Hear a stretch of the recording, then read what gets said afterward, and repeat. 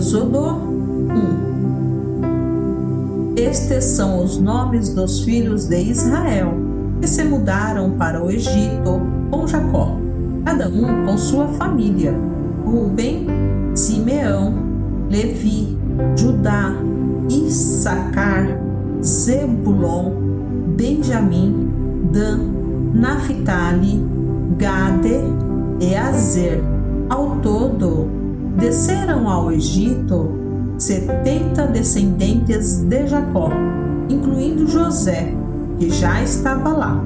Com o tempo, José e seus irmãos morreram, e toda aquela geração chegou ao fim. Mas seus descendentes, os israelitas, tiveram muitos filhos e netos, multiplicaram-se tanto que se fortaleceram e encheram a terra. Por fim, subiu ao poder no Egito um novo rei que não sabia coisa alguma sobre José. O rei disse ao seu povo: "Vejam, agora o povo de Israel é mais numeroso e mais forte que nós.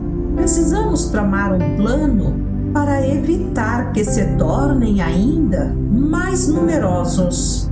Se não o fizermos e houver guerra, eles se unirão a nossos inimigos, lutarão contra nós e depois fugirão desta terra."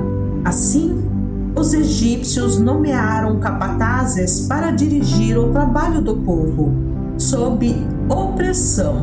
Os israelitas construíram Pitom e Ramessés, duas cidades que serviam de centros de armazenamento para o faraó.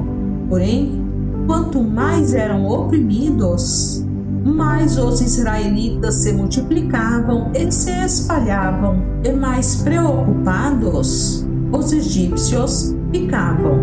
Por isso, os egípcios os forçavam com crueldade a trabalhar pesado. Tornaram a vida deles amarga, obrigando-os a preparar argamassa, produzir tijolos e fazer todo o trabalho nos campos. Eram cruéis em todas as suas exigências. O faraó, rei do Egito, deu a seguinte ordem às parteiras hebreias, Sifrá e Puá: "Quando ajudarem as hebreias a dar à luz, prestem atenção durante o parto. Se for menino, matem o bebê. Se for menina, deixem que viva." Mas as parteiras temiam a Deus e se recusaram a obedecer à ordem do rei. Assim, deixaram os meninos viver. Então o rei do Egito mandou chamar as parteiras e lhes perguntou: "Por que fizeram isso? Por que deixaram os meninos viver? As mulheres hebreias não são como as egípcias." Responderam as parteiras ao faraó: "São mais vigorosas e dão à luz com tanta rapidez que não conseguimos chegar a tempo." Deus foi bondoso com as parteiras, e os israelitas continuaram a multiplicar-se e tornaram-se cada vez mais fortes. E, porque as parteiras temeram a Deus, Ele deu a cada uma delas a sua própria família. Então o faraó deu a seguinte ordem a todo o seu povo: "Lancem no rio Nilo todos os meninos hebreus recém-nascidos, mas deixem as meninas viver." Êxodo 2. Por essa época, um homem e uma mulher da tribo de Levi se casaram. A mulher engravidou e deu à luz um menino. Viu que era um lindo bebê e o escondeu por 3 meses. Quando não conseguia mais escondê-lo, pegou um cesto feito de juncos de papiro e o revestiu com betume e piche. Acomodou o bebê no cesto e o colocou entre os juncos, à margem do rio Nilo. A irmã do bebê ficou observando a certa distância para ver o que lhe aconteceria. Pouco depois, a filha do faraó desceu ao Nilo para tomar banho e suas servas foram caminhar pela margem do rio. Quando a princesa viu o cesto entre os juncos, mandou sua serva buscá-lo. Ao abrir o cesto, a princesa viu o bebê. O menino chorava e ela sentiu pena dele. Deve ser um dos meninos hebreus, disse ela. Então a irmã do menino se aproximou e perguntou à princesa: a senhora quer que eu chame uma mulher hebreia para amamentar o bebê? Quero, respondeu a princesa. A moça foi e chamou a mãe do bebê. A princesa disse à mãe do bebê: leve este menino e amamente-o para mim. Eu pagarei por sua ajuda. A mulher levou o bebê para casa e o amamentou. Quando o menino cresceu, ela o levou de volta à filha do faraó, que o adotou como seu próprio filho. A princesa o chamou de Moisés, pois disse: eu o tirei da água. Anos depois, já adulto, Moisés foi visitar seu povo e descobriu que eles eram forçados a realizar trabalhos pesados. Durante sua visita, viu um egípcio espancar um hebreu, um homem de seu povo.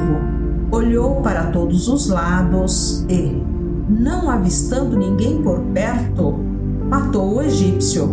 Em seguida, escondeu o corpo na areia.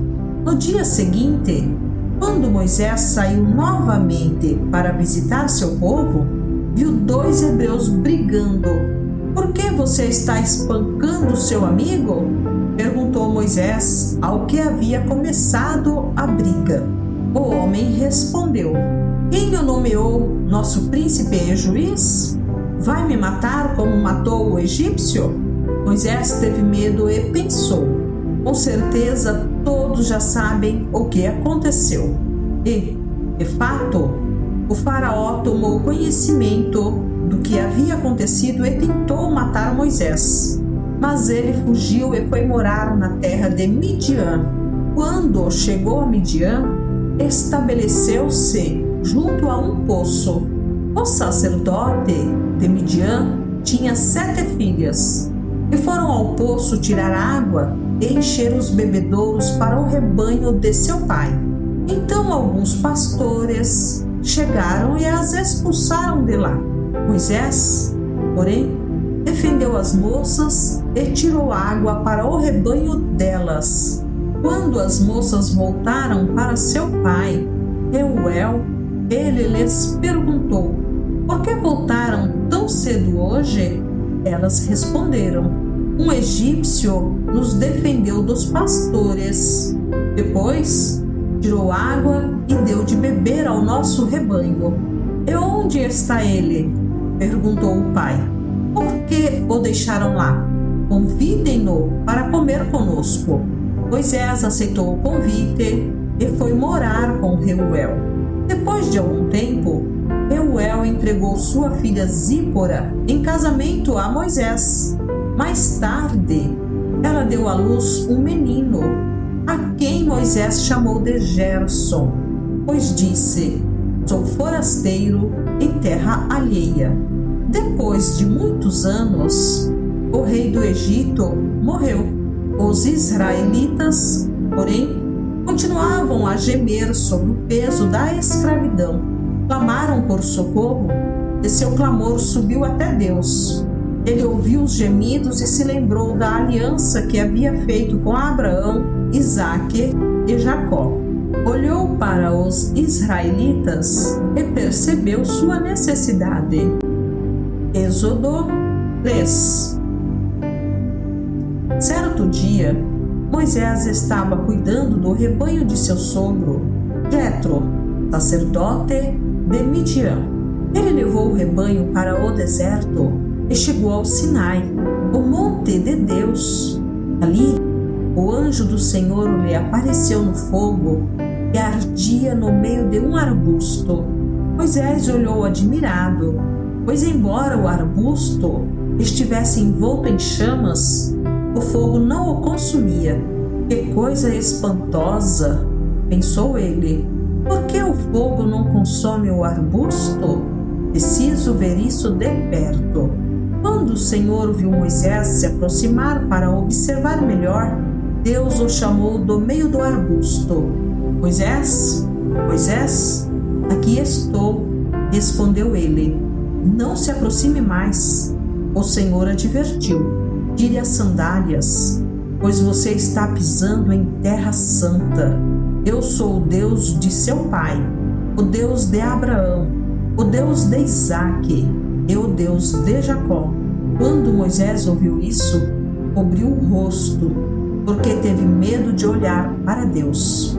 Então o Senhor lhe disse: por certo, tenho visto a opressão do meu povo no Egito.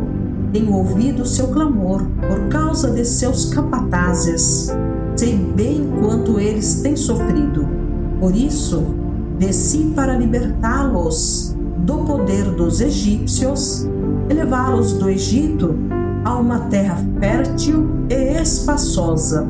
É uma terra que produz leite e mel com fartura, onde hoje habitam os cananeus, os hititas, os amorreus, os ferezeus, os heveus e os jebuseus. Sim, o clamor do povo de Israel chegou até mim, e eu tenho visto como os egípcios os tratam cruelmente. Agora vá, pois eu o envio ao faraó. Você deve tirar o meu povo, Israel, do Egito. Moisés, porém, disse a Deus: quem sou eu para me apresentar ao faraó? Quem sou eu para tirar o povo de Israel do Egito? Deus respondeu: eu estarei com você. Este é o sinal de que eu sou aquele que o envia. Depois que você tirar o povo do Egito, vocês adorarão a Deus neste monte. Moisés disse a Deus: se eu for aos israelitas e lhes disser: o Deus de seus antepassados me enviou a vocês, eles perguntarão: qual é o nome dele? O que devo dizer? Deus respondeu a Moisés: eu sou o que sou. Diga ao povo de Israel: eu sou, me enviou a vocês. Deus também instruiu Moisés: diga ao povo de Israel: Javé, o Deus de seus antepassados, o Deus de Abraão, o Deus de Isaque e o Deus de Jacó, me enviou a vocês.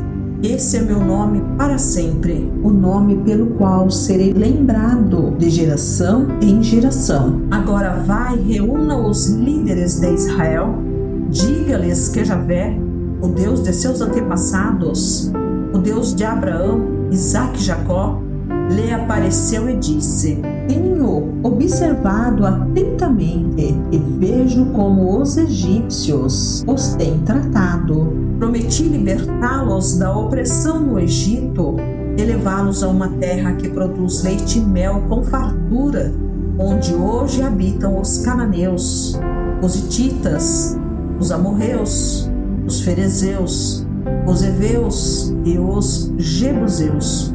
Os líderes de Israel aceitarão sua mensagem. Em seguida, você e eles se apresentarão ao rei do Egito e lhe dirão: o Senhor, o Deus dos hebreus, veio ao nosso encontro. Agora, pedimos que nos permita fazer uma viagem de 3 dias ao deserto para oferecermos sacrifícios ao Senhor, nosso Deus.